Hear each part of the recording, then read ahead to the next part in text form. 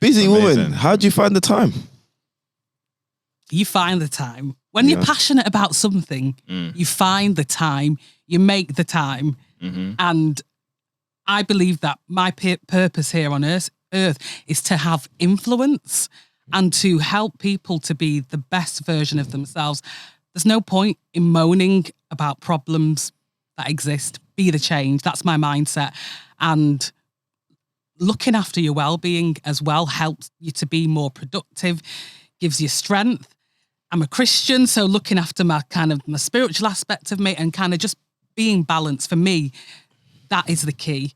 And working out, going to the gym, so I've got energy. Yeah, no, it's good. It's good. So can I ask, how did you get into this? Like, you know, where did this journey begin? Yeah, so I studied psychology at uni. The path that I was taking was initially to be a clinical psychologist. And I'm still passionate about that. For me, age is not a barrier. I'm still going to be a doctor and a psychologist. So that was the plan. And then ultimately, I was working in the NHS, and then an opportunity came up to do my CBT training. I wasn't even that interested, if I'm being honest. But I applied, was successful. It was paid for, which was, a blessing, a good thing.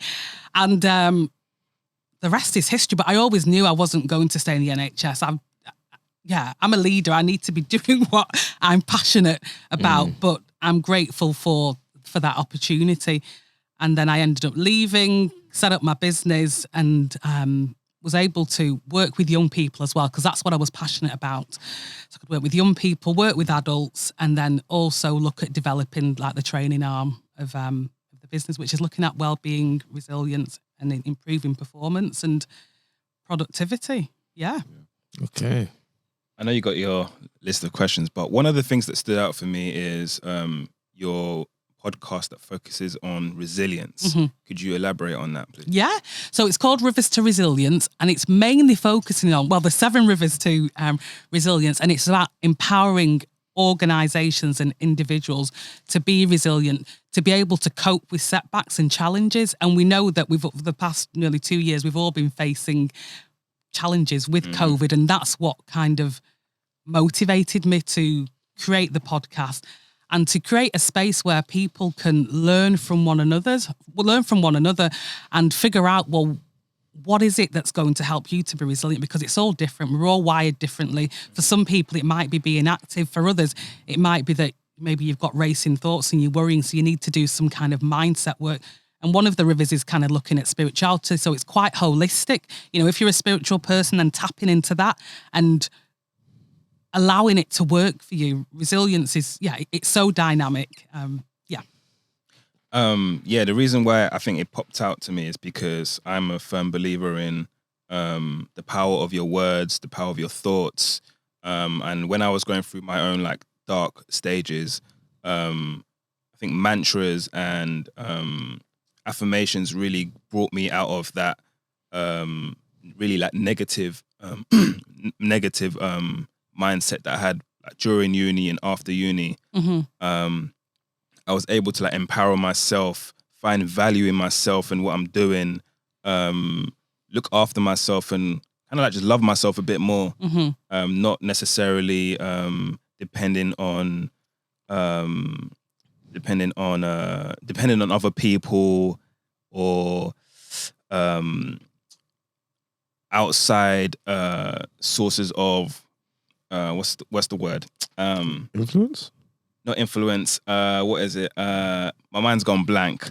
But just depending on myself more. Learning how to, I guess, fix myself or cope with stress, cope with letdowns and rejections and stuff, and kind of just move forward. So resilience is something I really. It's like a key value for you. Yeah, it's a key value for me because without resilience, you'll falter at any opportunity. And also coming from a Nigerian background where we've always heard move forward. I think moving forward and knowing how to move forward and having an actual plan rather than just being told to move forward is so important. So thank you. I totally agree. One of the rivers to resilience is looking at affirmations, and affirmations the key and the critical, and just ensuring that you're using them consistently. But sometimes there can be blockages to you actually, being able to fully embrace affirmations depending on your background and experience. And then that's where I guess some of the mindset work comes in developing a growth mindset. But no, fantastic to hear that. And like you said, you can be told, yes, you need to move forward, but how? You need the right tools.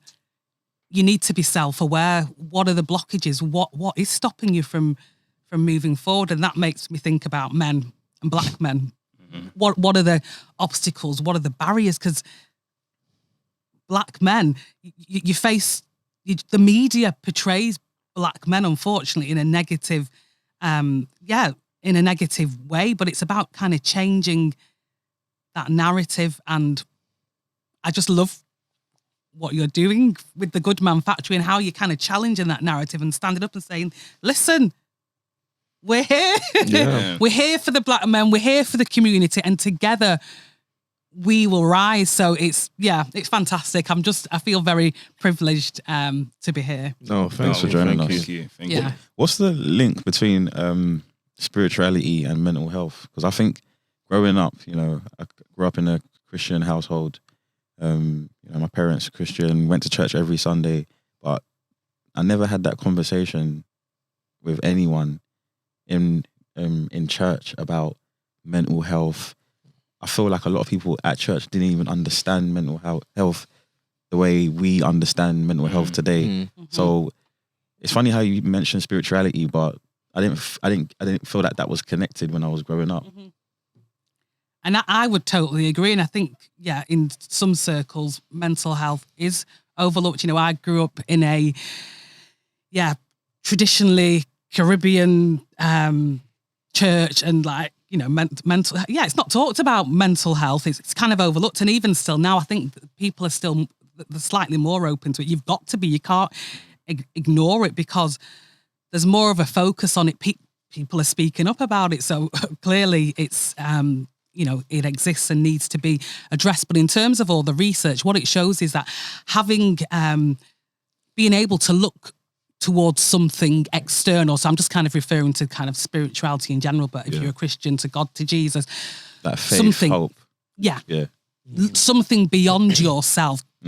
That's what gives you a purpose. And in the midst of challenge and adversity, it's important to be anchored onto something beyond yourself, whatever that might be for you as an individual, and also the power of community as well. So as a believer, or depending on what your spirituality is, being anchored to that. So in the midst of COVID, not looking just to the government for direction, but looking for something beyond yourself. And that is how it helps to kind of bolster your resilience and improve your mental health. And it instills hope. Essentially, when someone has a faith, that brings hope. Hope helps to counter depression. When someone is resilient, resilience is a protective factor against depression, stress, and anxiety. So that's the connection. And we can all build resilience. Some people might be genetically, biologically more resilient, but you can build it. Resilience is a muscle. Just like you go to the gym or walk, whatever, work out. We've got to work out those resilience muscles. Yeah. Do you think mental health is like? No, I'm going to reword that. Do you think mental health should be taught explicitly within the church? I say church because obviously you said you were a Christian, but maybe in other religious settings, the same question applies. But for yourself, do you think mental health should be taught more explicitly within the context of Christianity? Definitely, and that's something that I have done. I'm not doing it as much at the moment, but that is something that I have done. And I guess it's highlighted that a lot of people have got beliefs and mindsets that actually prevent them from building their mental health, cultural beliefs. And then there's all the kind of gender stereotypes which exist in the world and in the church. And it's pressure.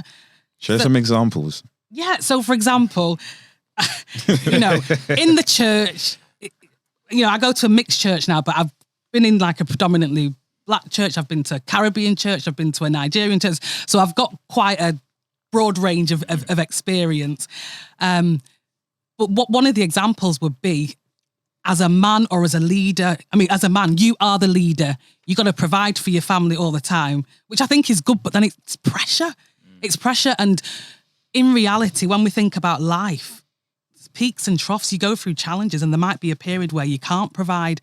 And then that can have an impact on your self-image, you know, your kind of an impact on your mindset. And then that can cause you to set back. So I think to have a setback, I think there needs to be that flexibility. And sometimes I think certain experiences are over spiritualized. I've seen that sometimes people have clearly got mental health problems in the church, but it's just overlooked. And some views, not every Christian, but some people think, oh no, it's just the devil, or you're guilty, or you've sinned. No, mental health is real. Yeah. It is real. You know, it's about, you just got to get the balance. Just like physical health is real, there is no different. If you're physically ill, generally speaking, you'll go to the doctors or to the pharmacist, or, you know, try and resolve it. But you're seeking some specialist input. There's no difference with mental health, no difference. So we need to keep talking about it if we want to rise, if we want to succeed. It's about having that holistic perspective.